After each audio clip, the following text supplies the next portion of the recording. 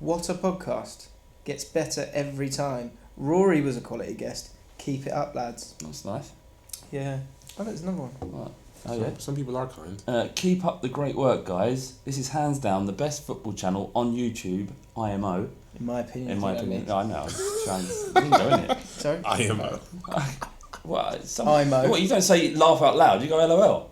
Yeah, but you don't say it. Well, you need to finish. Sorry. I prefer Ball Street to Sky Sports News as well. 4 thumbs up. 4 thumbs up. 4 thumbs up emojis. Yeah. Oh, whoops. They're rolling already. Yeah. One for the weekend. What, they're recording? Yeah, they're recording. You should have said. That's embarrassing. Damn it. Do you know what's interesting there? How we read out positive comments. Yeah.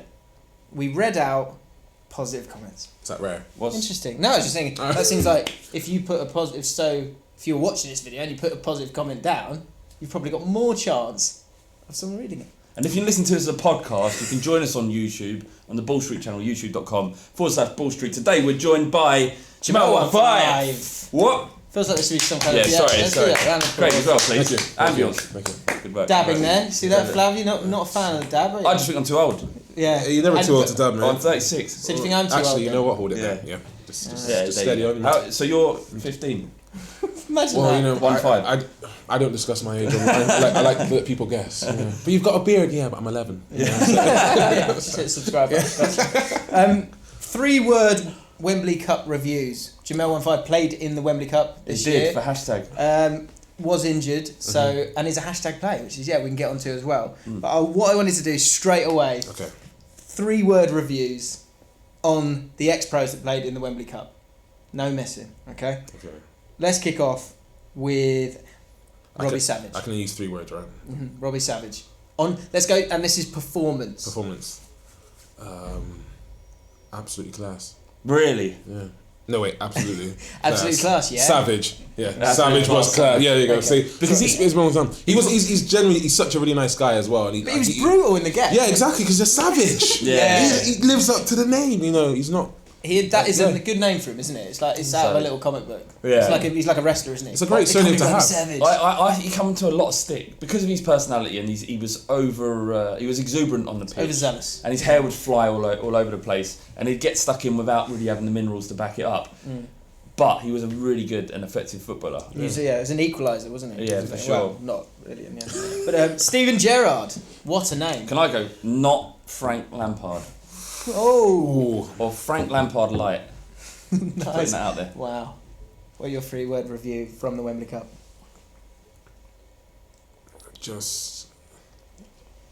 He's a legend. He's a legend. You was talking about how quick he He's was, fast, mate. He's just... The thing, he's retired now, and when the ball was passed to him, over 10, 15 yards, he was just off. Just gone. He doesn't look like he's moving, but he's barely off. And I'm not slow, so I'm catching up with him.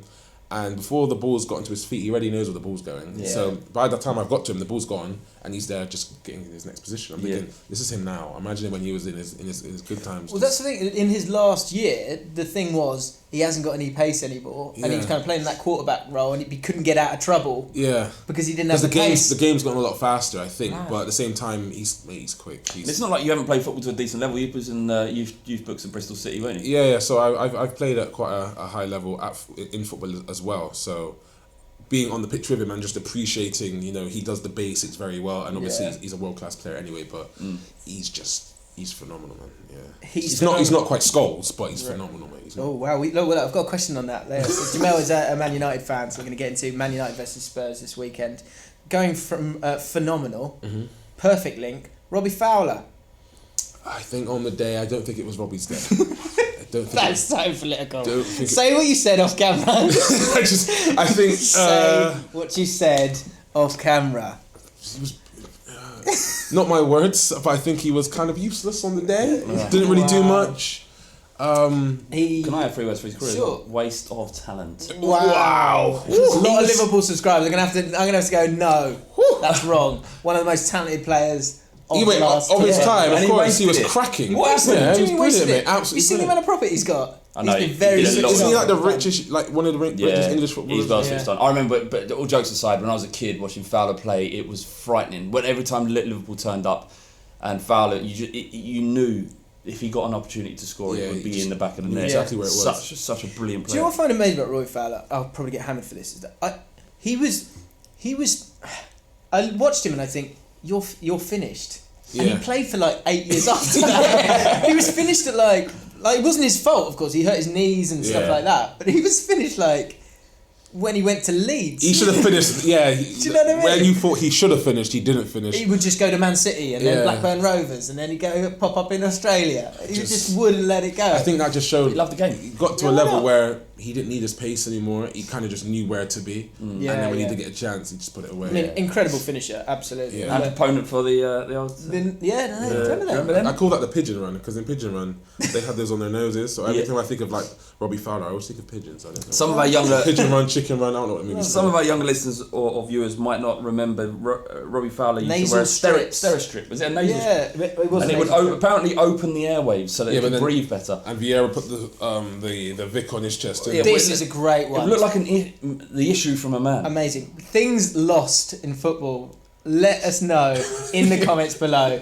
Vicks Vapor Rub. Unnecessary amounts of Vicks Vapor Rub on Vieira's every game. And it was actually the size of a size 3 football. Yeah, flat. Right and there. it was just stuck to his chest. It must you know be so uncomfortable. It helps him breathe. Do you know what that shows as well? And we were talking about this off camera as well. Is that at the end of the day, these guys they're just blokes. And what's happened in the change room? Vieira's walked in and he's gone. I'm going to do this. And so Freddie Ljungberg's gone. I bet that. I guess I must do that as well. That's Patrick Vieira, right? Yeah. If he's doing it, I need to do it. And so some people probably got, is that Vaseline or I'll go with Vaseline? Is it Vaseline? Everyone just rubbing Lard, margarine, flora, clover. They've all got their own little tub thinking it's the first one. Vieira's done it, so might as well. I love that. Any other thing? What other little things are there? Do you know that there isn't anymore? The ankle bit of shit. Yeah, it got banned or something like that, because Ronaldo Ronaldo used to do it when he first joined United, didn't he? Where he had that thing just on top. So you could always tell from a distance, oh, that's Ronaldo there. Yeah. But it's not in the game anymore, is it? When you played for Bristol City in their ranks and whatnot, would you? Because some players prefer not to wear shin pads. Like some players would like. In training. Like in matches, is it legal? You have to. No, you have to wear shin pads, but a lot of players would just buy kids ones, like the small, because they find them really heavy and in the way. So as long as you've got them on, there's no law saying what size they need to be. Yeah. So a lot of players would have like really, really small ones. I know Adebayor used to wear like kids ones. Like his were like. Yeah, and his and his shin bones are huge. Yeah, and he'd have them like all the way up to like just around here. So when so all those exposed. Yeah, when we played when Bull Street played #FC our first ever game. I forgot my shin pads, and they said no one's allowed on without shin pads. So I got the cardboard. I've done that before. I've done the cardboard. Yeah, a little bit of cardboard from the back of a notepad. And just stuck them there. Or Evening Standard. Other newspapers are available. Rip them up, fold them up, pop them in there. Same thing. As long as something's there, can't argue with you. Emil Heskey. The guy is solid. He's just solid. That was good. That's 3 words. Was it? No, it's solid. Yes. Actually, it's not solid. No, guy. Heskey is solid. 3 words for you. There you go. He went down for the penalty though, didn't he? I think so, but I remember I was marking at a corner and I won the header, but I tried to bounce off him to get me. He didn't move. Honestly, I jumped and I was like, Jesus, I won it. Mate, I was like, bloody hell. Yeah. What are you made of cement? Yeah, we did a podcast, Long Ball Street podcast early in the season. It was lovely, yeah. What a lovely man. Yeah, he is. Like, it's like a big cuddly bear. Like, you don't want to hurt him. Yeah. But he'll hurt you. He would definitely, he gave Spurs kittens when we played against him. Terrible. Do you know, as an England player, people hated him. I really liked him as an England player. He did well for England. When he was in the mood, he was frightening. Yeah. But sometimes I think he was a bit too teddy bearish. He didn't kind of have that anger. Yeah. David James. He's just a decent guy, and he's a bit weird, but he's a decent guy. Like I remember when the game started, Martin Keown and the rest of them were sat on this side, and David James was like shouting banter. And no one was laughing. Really? But it was kind of like he doesn't really quite know what to say, when to say it at the right time, and what isn't appropriate. So. True. Or on his Twitter, yeah. Yeah, exactly. And William Gallas. Really nice. Yeah, he came in late because Rio Ferdinand pulled out, but he's just a really nice guy. So, like, he was just encouraging to everyone. And still at it? Yeah. He was very much in the game. He wanted to play and he was trying to win, and Can I say, he just doesn't care. Just doesn't care. He played for Chelsea, Arsenal, and Tottenham. He has no loyalty to. He doesn't need to. He's from France, mate. He doesn't. You know what I mean? I fully appreciate. Did Petit play for Arsenal and Chelsea? Yeah, that's true. But Paul Ince played for Man United and Liverpool. Do you think almost it almost negates the anger that you get initially by the initial traitorship. Well, by re-traitoring. Well, exactly. Well, I've already done it now. It's not that I hate you. It's just I don't care. Whatever. It's much easier to accept it. He doesn't give a shit about us. That's fine. Let's fine. It's not specifically at me. It's not like he's kissed the bad several times. You know what? I'm going to go to the enemy. So Jemel is a fan ambassador on the FanLeague app. FanLeague is a app where you can decide or try to decide the end result of 13 English football games. Each week we've had a different guest for the last few weeks. Ian McIntosh is winning at the moment with 9 out of 13. Well, joint first with Statman Dave. Rory, wow, 4 out of 13 last week. Wow. Incredible stuff. So we will see what Jemel gets next week, and hopefully that's tough. You've got to get 10 to get on the leaderboard. So far it's all been 8, 9, 10s. 8, 9, 10s. Yeah, so you've been looking solid so far. yeah, That's so good. 10 last week. Yeah, 10 last Happy week. with that? So I'm thinking. Do you have any kind of strategy with this? When it comes to the bigger teams, I usually tend if it's a big team versus a big team. So let's say Man United, Spurs, I'll tend to go for a win on both ends, no draw. So you're hedging. Yeah, and then the mid-table teams and things like that, I usually pick one winner and then a draw because that's more likely. If the lower percentage team, it's like a -1%, then I'm like, yeah, you're not gonna win. It's a draw or win kind of thing. I've got my 20% home team sway. So, for example, looking at the games this week, Norwich Derby, right? I'm not really sure who's winning that. It's the championship. They're both Norwich are doing okay at the moment, so I'm going to go home team swing. Yeah, 20% I understand each that. time. Do you know the way I play FanLeague? Go on. I don't use any hedges. I'll go pure. Yeah, you're pure. Right? Yeah, I'm purist. I'm purist. I'm see how well I do. Yeah. Not cheating the system. Yeah. It's not cheating the system. It It's sounds a little bit like you're playing the game. Playing the odds, all right. Fair enough. Sorry, not cheating. Playing the odds because it's part of the rules. You can hedge. Because You like to get your FanLeague balls out. I'm gonna slam them on the side. I'm gonna get 13 results without hedges. I'm gonna be the first person to ever do it. That would be epic. If you do that, fair play to you. I've completed it if I do that. If you want to get involved in the One for the Weekend League or the Jemel One Five League, there's 2 leagues. You're in our league as well. Then you can do so. All you got to do is download the app. It's in the description. Go and do that right now. Come and get involved. It's very good fun, and you get good stats on what you've been doing each week and stuff like that. You compete against other teams as well, and we got a chat for our league as well. Come and talk to us. Remember though, once you join up, add James Alcott as your friend. I just like friends. Yeah, like this whole exercise is bollocks. just so I can get some more friends. So if you'd like to be my friend, hit like on this YouTube video. And then that's the only way you can find the league. So you go in there without finding, become a friend of James Alcott, and he hooks you up. And I invite straight back, so quick. Yeah. I've got a friend. He's like, I've got it on the line. Yeah. You just need to reel that mother in.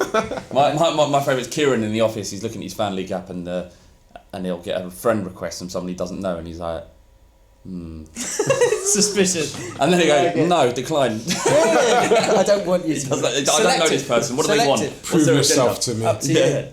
Right, let's get into it. Loads to talk about. Soldiers Lost in Battle. Got some great Soldiers Lost in Battle this week, which I'm excited to talk about. If you haven't watched to the end of the podcast before, you need to stick around for Soldiers Lost in Battle. It's the saddest stories in football, and it's bloody good. Yeah, so best bit of the pod. But we've got to talk about Man United versus Spurs. Jemel, you're a Man United fan. Yes. I watched you on the kickoff with True Geordie, and you weren't best pleased. No, the result last week. I said before we even went live that I don't think didn't have it was such an easy fixture to win that I knew we wouldn't win.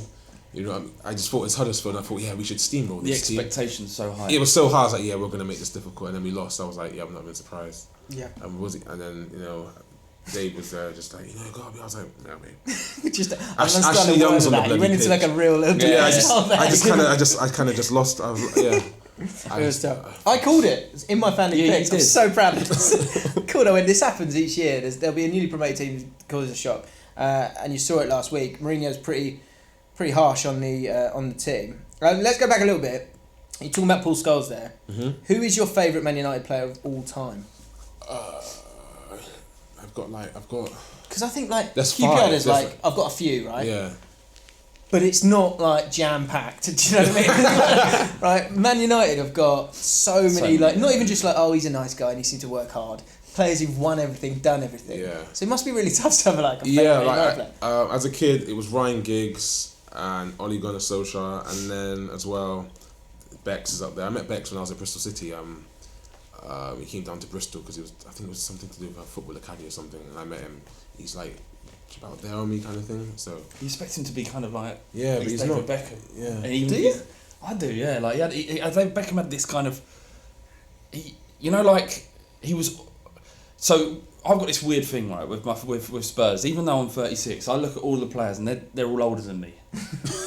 Is that weird? Yeah, Is that weird? yeah. Like Harry Winks, I know he's 12, right? I know that, but he's like an idol of mine, and he's half my age. Yeah, that's odd. It's a weird one, but sorry, go on. You do find it difficult, and you do have moments you go, should I really be judging this guy? He's only 20 years old. Yeah. But you also, on the other side of it, you can be 18 years old and go on, son, Yeah. to a 35-year-old, Yeah. which is odd. This is true. That's a very good point.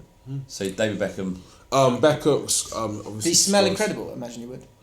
I'm not sure. He was surrounded without saying this in a creepy way. He was surrounded by kids. So I got in, I got my t-shirt signed, spoke to him, and then was off. But really, really friendly person. Like very, just very welcoming.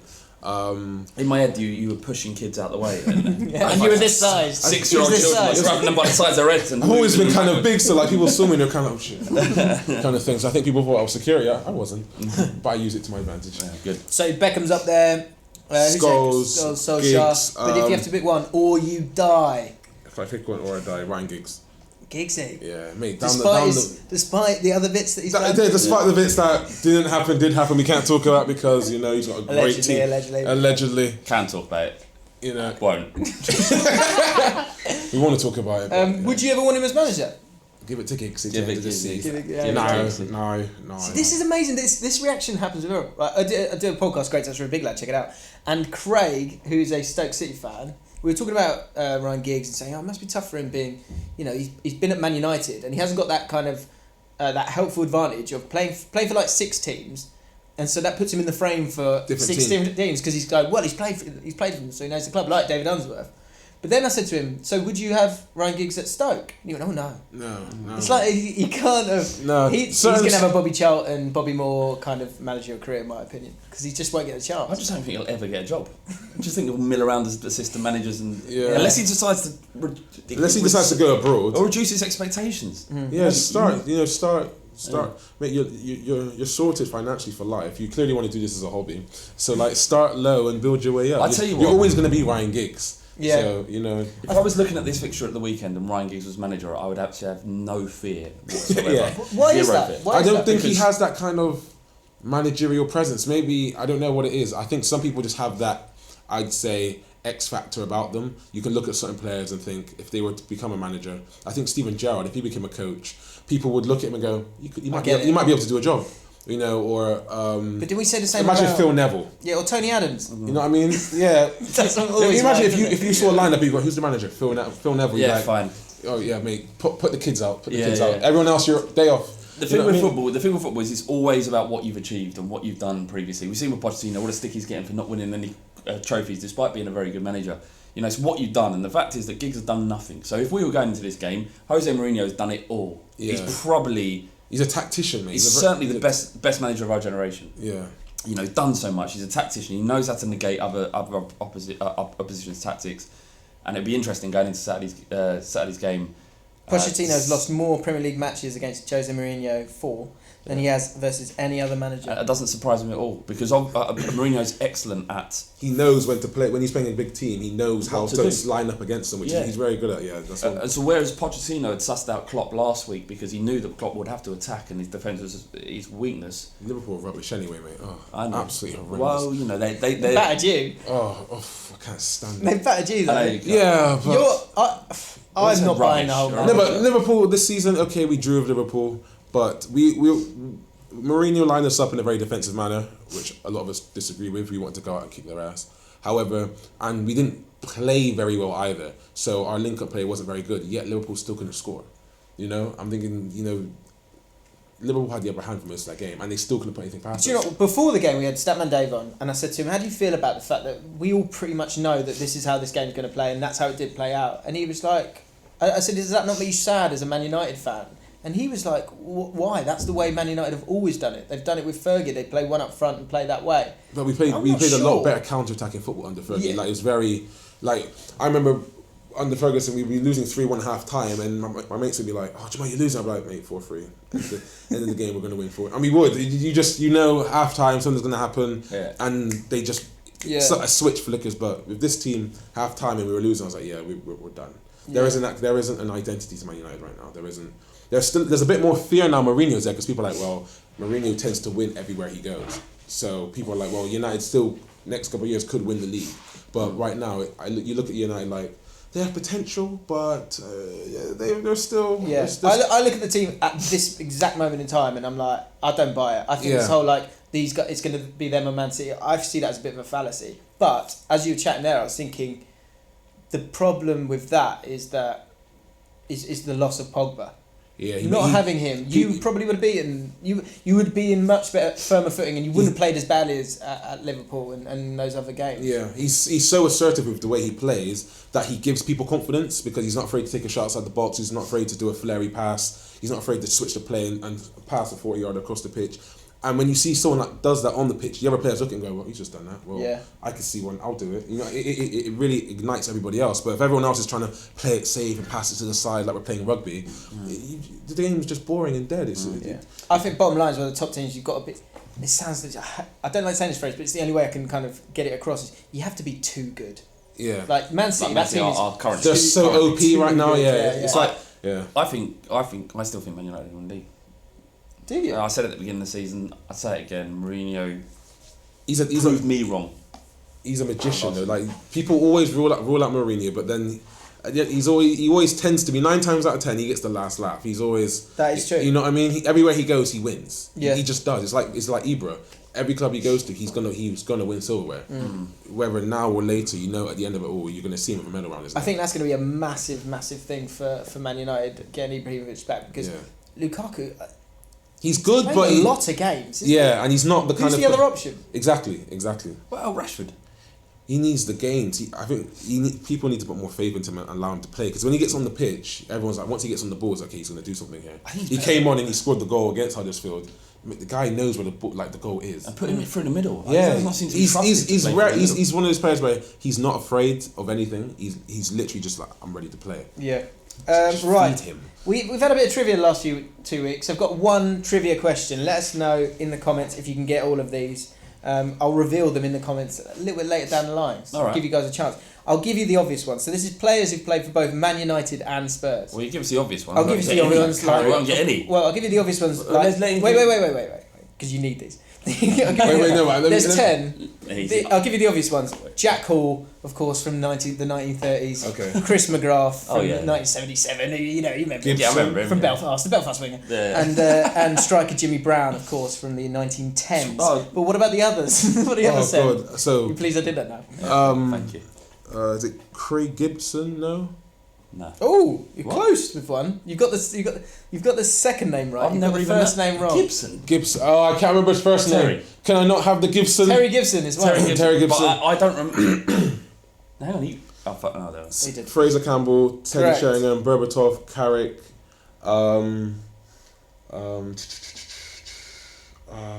You've got to the end of the show. Okay. Can I know the other one? You know another one. Go on then. Zeki Fries. Zeki Fries is one. Okay. Explain who Zeki Fries is. People don't know. Zeki Fries is a very, very, very, very, very average fullback / centre back who Daniel Levy kind of usurped Ferguson. Basically, we wanted Zeki Fries. United said you're not having him unless you pay the tribunal fees. That would have been about 6 million. So he said, all right. So he was somehow loaned to Anderlecht or sold to Anderlecht, and then moved, and then Spurs just nicked him for nothing. As it turned out, waste of time. Absolute waste of time. Because complete rubbish. And if you look at that, the 2 players that came to Tottenham, Zeki Fries and Fraser Campbell, and who went to Man United, Sheringham, Berbatov and Carrick. And that is not fair. And they've been... Are those days dead now? Legendary. Yeah, I think they are. For not now. even Harry Kane? For the now. Man United fancy, they've got the money. You coward. 200 million, go bosh. United don't have the money. United could buy whoever they want, really. No, I mean, not within the realms of financial fair play. It'd be hard to buy. Yeah, but if that was about financial fair play. without the financial fair play, they could still. £40 million fine. Oh, yeah. Pretty much going out of business. Woo! Possibly rising to 58. Yeah. Sorry, go on.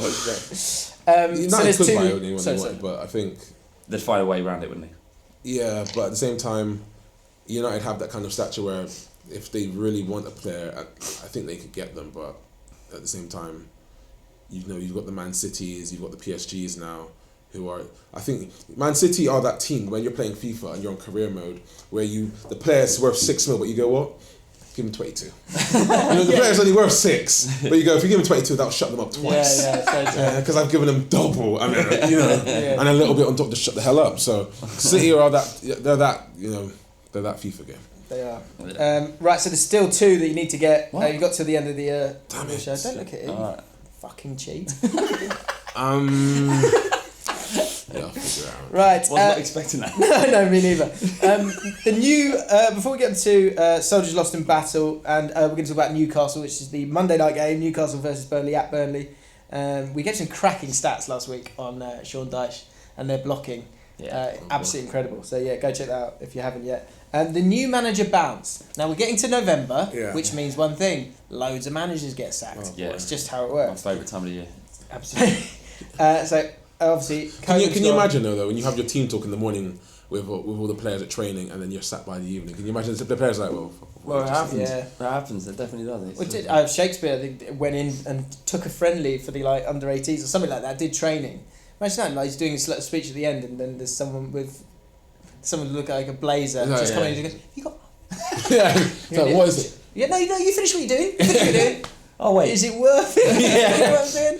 It's like one guy that nobody sees, but if you do see him, he's the sacking. He's like, you need to go up there, man. Also, Hard Knocks. Have you watched Hard Knocks? It's an NFL thing about the pre-season, and so there'll be 70 guys battling out for 52 places on an American football team, and there's one guy who basically goes, "Have you got a minute?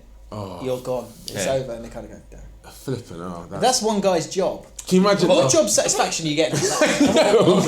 That's some sort of horrible psychopath. You are the negativity in everyone's life. But what happens when he just goes, "Oh no, I'm quite busy actually." That's it. I think if you're switched on, you get the locker in the changing room. That's like the opposite from the door. Yeah. You keep your eye on that door. Yeah. As soon as you see him, you just you just leg it. Just get into the toilet, sit in the toilet until he's gone. And just wait, mate. You just keep that contract going. A lot of managers getting the sack. If you look at the bottom of the league, it's quite interesting. Obviously, Crystal Palace, Hodgson's come in, so manager's already gone. Bournemouth, Eddie Howe's hanging in there. Everton, Koeman's gone. Yeah. Mark Hughes under huge pressure. Slaven Bilic under huge pressure. How is he still at West Ham? He just beat Spurs, so... Yeah, but he's on What happened in that game? Did you see, because the obvious story is that 2-0 down at half time. It's the Mickey Mouse Cup though, isn't it? True. Saying that, we put out a strong team. Of course you do, because you didn't win anything. So, brilliant. You're still trying to win silverware. So obviously you're putting out a strong team in any competition. Thanks for coming. So there was that. So we put out a team certainly good enough to not have what happened happen. We were 2-0 up without even trying in the first half. And all I can say is that they had 3 chances and scored them. Right. Did they dominate? No, not at all. We dominated pretty much from the possession of the whole game. It's just what happened is in and around the box they showed that little bit more fight. Yeah. And that little bit of desire to get to the ball. And in football, occasionally that's all you need. Do you know what I love about football fans, and I'm guilty of it, we're all guilty of it, is you will find the way of spinning it if you need to. Yeah. Because to make yourself feel better. Watch West Ham Fan TV. The fan cams they're joyful. They're brilliant. But most of the interviews are going, "What's happened?" He's gone, "What's happened there?" And then he's gone, "We're all over. You know what's happened? At half time, Slaven Bilic, she's gone to them and he's gone, "You've got to, if you want to save my job, then you need to get out there and do something." And as if he probably hasn't done that, has he? But it's but it is. There's nothing wrong with us thinking that, because in all of our minds, it's just Mighty Ducks, isn't it? Yeah, it's just Mighty Quack. Quack. Yeah. Oh my God. You gotta give every inch. Especially Slaven Bilic doing that in a Croatian accent. But the irony of that is that they did do that. They fought for those inches in and around the pitch. They got to the ball where Spurs players, they were 2-0 up. They didn't trace down, and West Ham were up for it ultimately, and that's what won them the game. They fought for every inch. What film is that where Al Pacino gives that speech? Every given Sunday. Every given Sunday. Every bloody Sunday. Put all those inches together. I can't do it for you. That is an incredible speech. It is, but yeah. then you look at it and you think, that's well dramatic. Well over the top, isn't it? Do you know what he was saying as well? The Americans love that, though. Yeah, absolutely. They're all over that. In some walk of life, that must have happened where the leader's gone, I'm going to do this speech. And you think, because in the films... And his mates going, don't. do this speech. Yeah, exactly. But in the films, you hear a roar and it's cut and we're out. Yeah. But actually, even if you've got the like, yeah, lads, and then it dies down. Then it's like... And then it's all right. You've still got 15 minutes. Yeah, exactly. Yeah. You just sit there like, okay, great speech. Yeah. Now, yeah, it's just, God, physio, can I get a massage? or even like, and they all go, yeah, they all run out, and It's then like, they slowly. the ref's like, mate. Still got 15 minutes. Yeah, right. Get out there. back in. Stay stretched. Do your stretching. Do you think that's what happens when you see a team run out early, like way too early, and the manager's blowing his load way too soon? There's another thing with when players come out. I always think it's quite interesting. If one team does the huddle and the other doesn't, do you think, oh no, they're more together? Yeah, they're more they're more team based and they care about each other. I would go right. I would get everyone in and go. Oh, they're doing it as well. Just wait until they've finished. Then we're all going to sprint out in different directions. 3, 2. Make sure you hug everyone before the game starts. That's the con of Klopp with Liverpool. He's so charismatic. He does that. He does this. Mate, what has he done? He just hugs his players. Oh my God, he cares about them so much more. We need a Liverpool representative on here quick because the Liverpool fans would go mental because we had Statman Dave on the other week. Mate, it's just like I get you. I like Klopp, so I'm happy to fight the Liverpool. What's there to like? He's a nice bloke, but I think he's a fraud. I think he's a fraud. I don't. That could be our headline, but our title for the. I know, but I think to myself.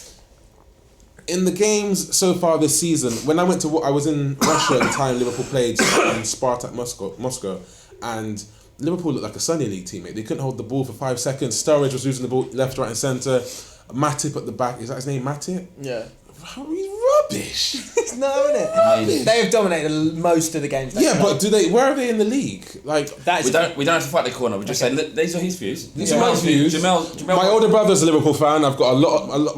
My group chat is full of Liverpool fans and Arsenal fans. Yeah. And so why I hate. And there's 2 Man United fans in there. Myself and I'm one of my friends, and it's just constant. And I think to myself, you guys haven't won the league in 27 years. And Liverpool fans are always giving but I mean, how many European leagues have you won? Can you imagine if Liverpool won the league? How we would never hear the end of it, ever. It's like Spurs putting on the pressure last season. Can you imagine Spurs winning the league? Yeah, but last year we put the pressure on. This year we won the league. Oh, we wouldn't hear the end of Spurs. Oh my God. I mean, I'd be quite humble. Please. No. He'd get there'd be a trophy on the side of it, just tattooed right there. I mean, I'd say the worst part of losing to West Ham was we've been proper giving it on that on the Fighting Cock Twitter channel, like proper digging out Arsenal, like laughing at them for like scraping past Norwich, and then obviously it came back on top. There's different levels of banter. Yeah. And when you've won trophies, you have a longevity of banter. But when you've won nothing, your banter can only go on for so long. It's like Arsenal fans talking about United in Europa League. It's like, well, mate, we were in there. But we won it. No, you're in there. You got to do it too. Or you guys need to shut up. Yeah. You know what I mean? It's like Spurs fans talking about Arsenal win the league. Arsenal won the league in like 10 years, haven't they? So like, it might be more than that. So now Spurs have got a bit more leverage, like because you're doing well and they're looking bog average, to be honest. So you have a bit more banter leeway. But yeah, I mean, I'll take every inch I can get. Yeah, you know. We kind of different. I'm kind of generally. I'm more. Well, I've got nothing to fucking go on about, but I think I'll kind of try and stay level and stay out of it. You'll take that crumb.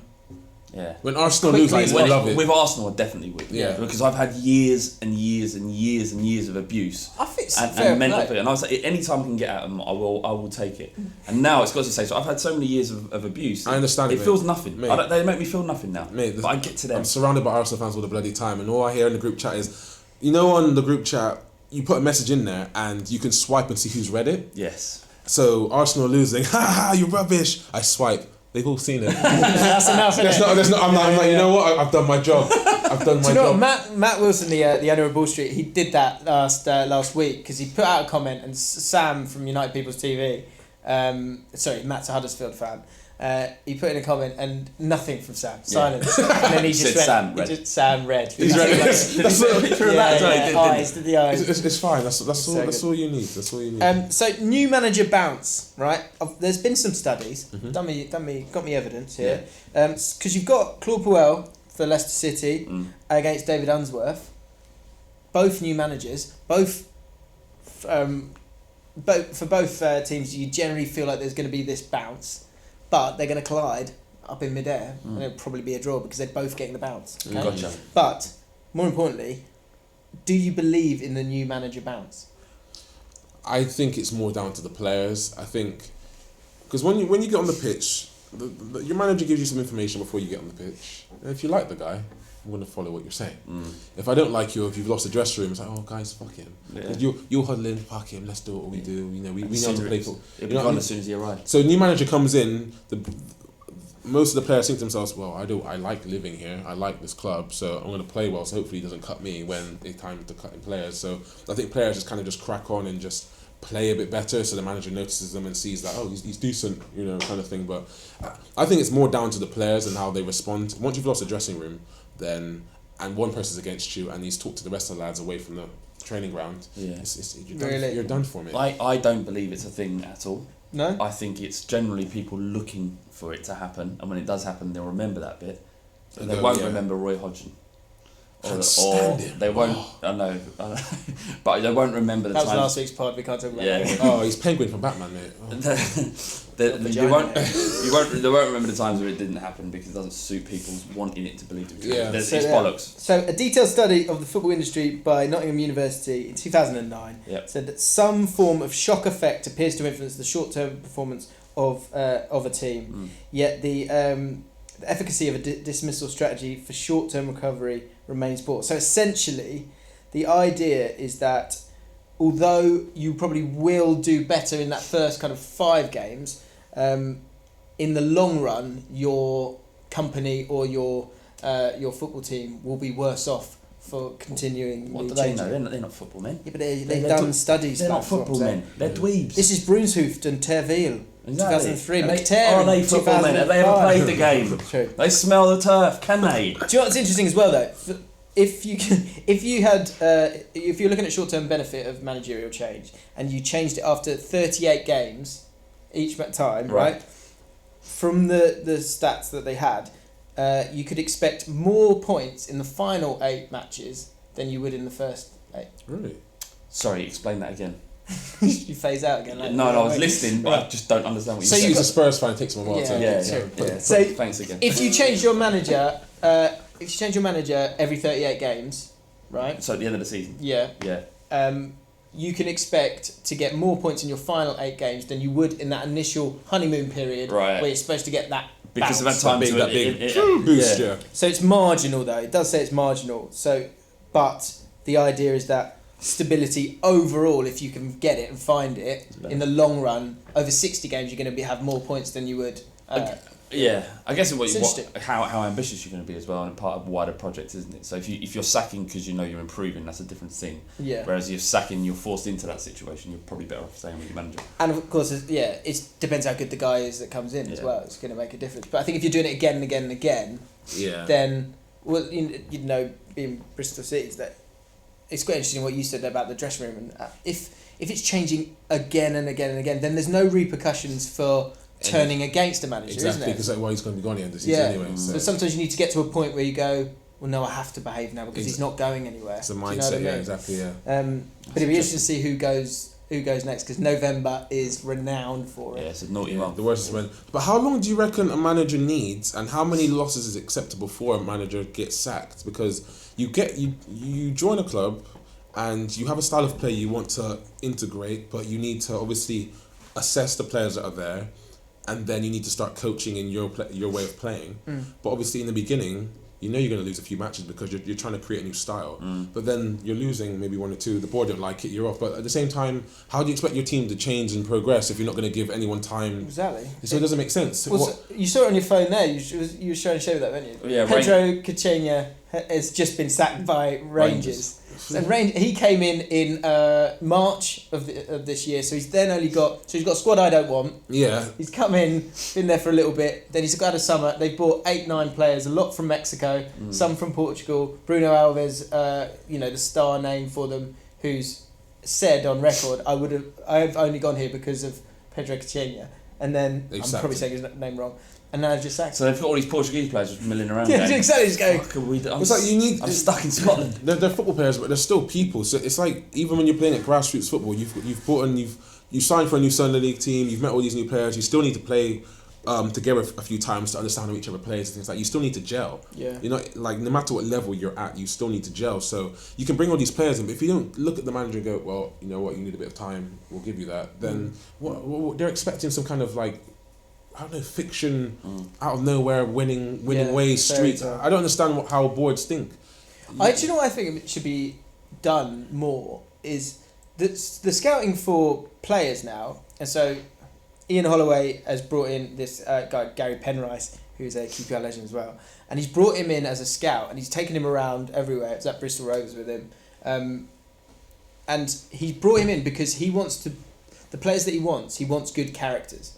And overall, the character of a player now is such a huge thing as to why you buy a player or not, because it's obviously you've got to be a model professional now.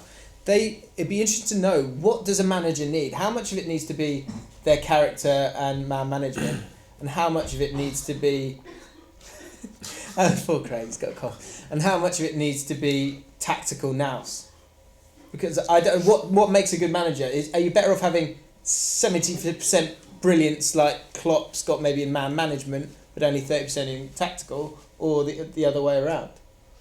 I don't know. Ferguson always said that on any given day, he'd usually have 7 or 8 players that were up for it, and then the others weren't up for it. But the ones that were up for it, they were able to carry the other ones around them. So that's down to characters, and they were able to maybe lift those that are feeling down. And get them. And that's why he had Duncan Fletcher, Darren Fletcher, Jason Park, exactly, things Phil like Neville. Exactly. Yeah. So I think character has a lot to do with it, because they're at the end of the day, they are still people. You're playing for a huge amounts of money, in front of big crowds. You're expected to perform every single week.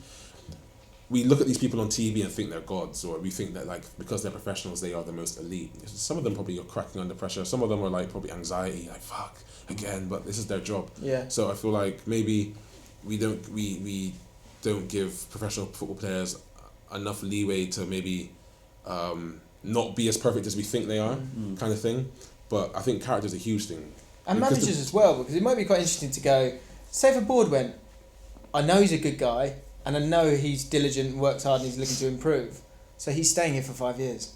Whatever, I don't care what. I reckon they said that to Fergie or something, because when he first joined United, he wasn't doing well at all, was he? So and then he turned it round. So they must have been character. United fans wanted him out at some stage. Yeah, big time.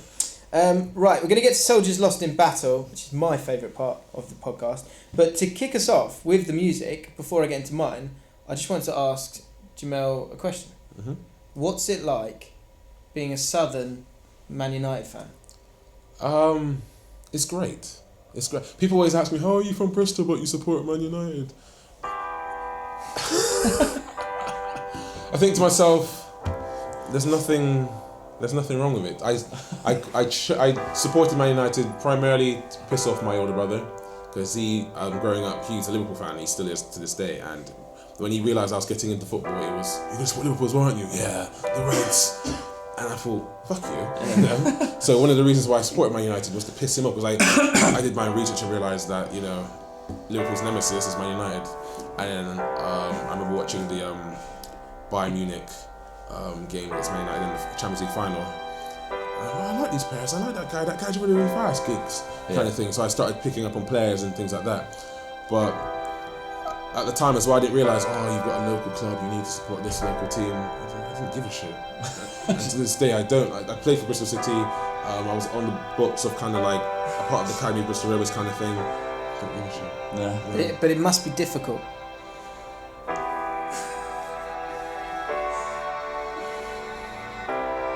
No.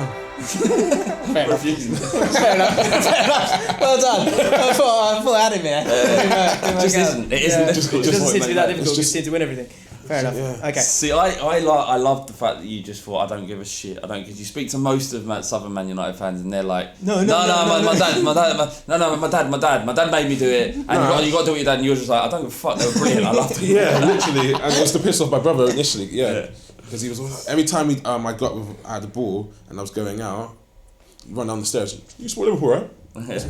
One year, Man United show. How does your brother feel about it? I don't know what you're doing, mate. Just disgusted. Yeah. Whenever Liverpool, he lives in Canada now, so he's 5 hours behind. So whenever Liverpool lose, I'm the first one. I'm ringing him. He's 5 hours. I'm like, watch the highlights, bitch. You know? Do you know Smithy from Soccer AM? Yeah.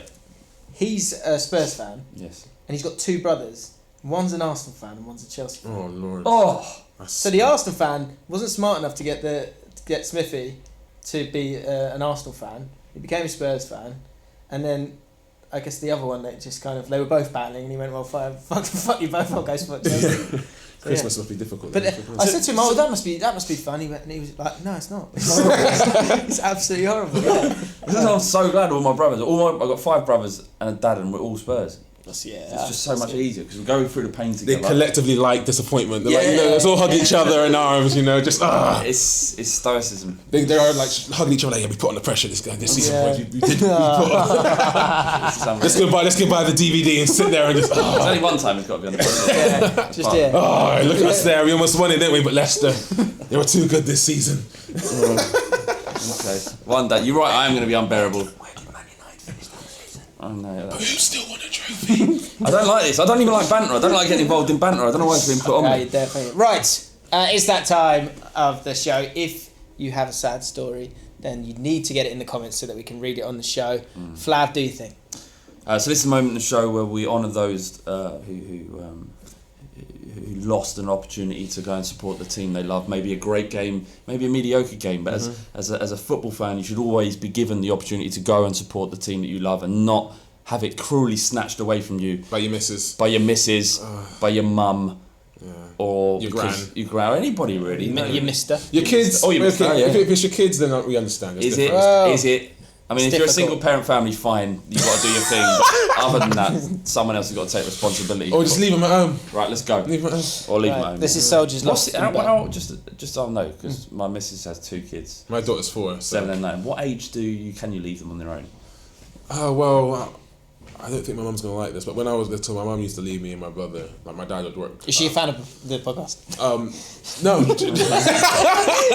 Mum would. It should be fine. And you was alright though. Yeah, I was fine. It was fine. But Sometimes my missus go down the pub, leave the kids at home. Yeah, So you know it's illegal. Is it 12? 8, 10, I don't know. 12? When I was a kid, I used to get home from after secondary school and I'd be alright on my own. Depends on their maturity though. Some kids, they're driving at 8, 9, and they're cooking and stuff. So it's In the West Country, that happens as well. Kids with tractors and stuff, they're driving proper and all that. It's madness. If you've got any parenting tips for Flav, I need let us them. know in the comments. I don't even like kids, but I've ended up with 2 in my life. No, just I'm only joking. I love them both. Just in case my missus watches this, I love you and the kids. Yeah, she won't. are they Spurs fans? I've tried to indoctrinate them because they're from Devizes in Wiltshire. They literally don't give a shit. That's easy then. You just every time it's a birthday or Christmas, you just give them a shirt. Yeah, I've tried. They're literally not interested. I bought a boy a scarf. Not interested. It doesn't matter. Let's do this. Who wears a You gotta- scarf? Not even when it's cold do you put on a scarf. I don't know kids. I don't know them. All right. Yeah. Hashtag parenting tips for Flav. Yeah. Oh, Get them goodness. in. Right, Soldiers Lost in Battle. Let's do this. The saddest stories in football this week.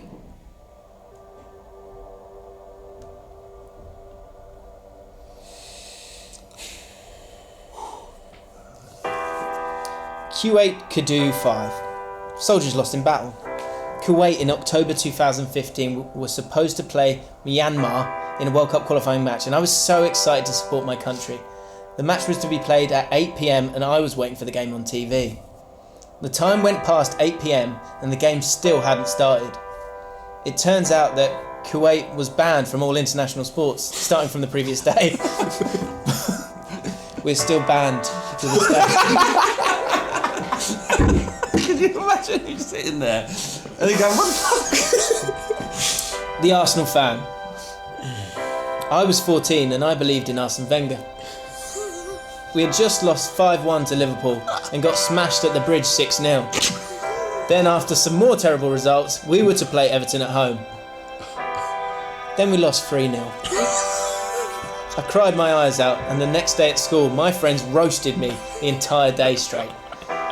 Since then, I've never believed in Wenger. That's cracking. Oh, Chris Atwood.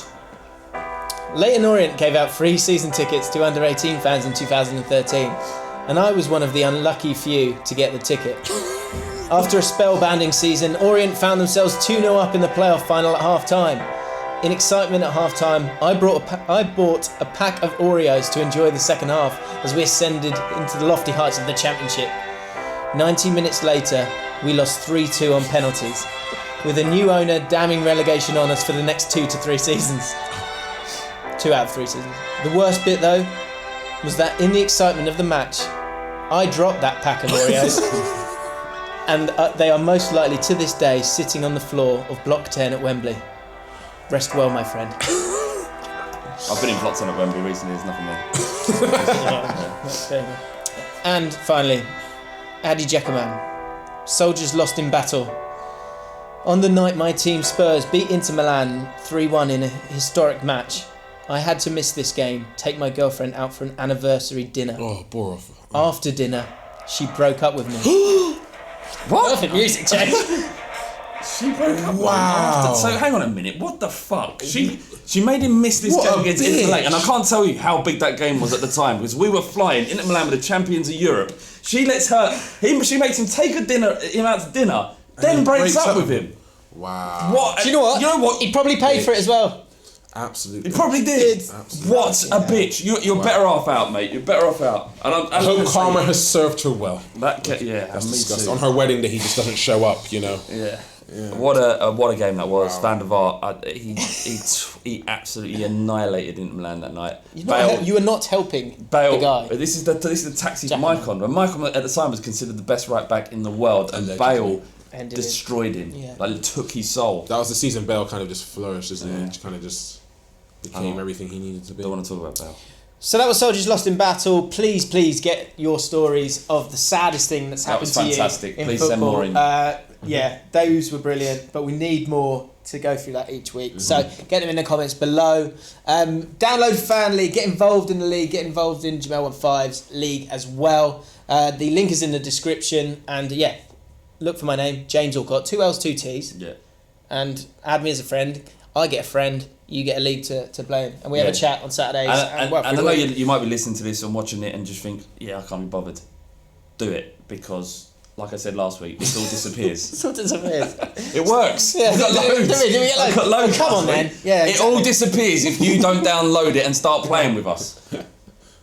That In could the have app. come out. That could have come out better. We're also going to do one last video about Mesut Ozil and if he's a good fit for Man United with Jemel. That's going to be on the FanLeague YouTube channel, so go over there, check that out, like that video and subscribe to that channel as well. Jemel, where can they find you, mate? You can find me at Jemel One Five. That's Jemel, then OnefIve. I had to think for a second there. I think you're fine. Yeah.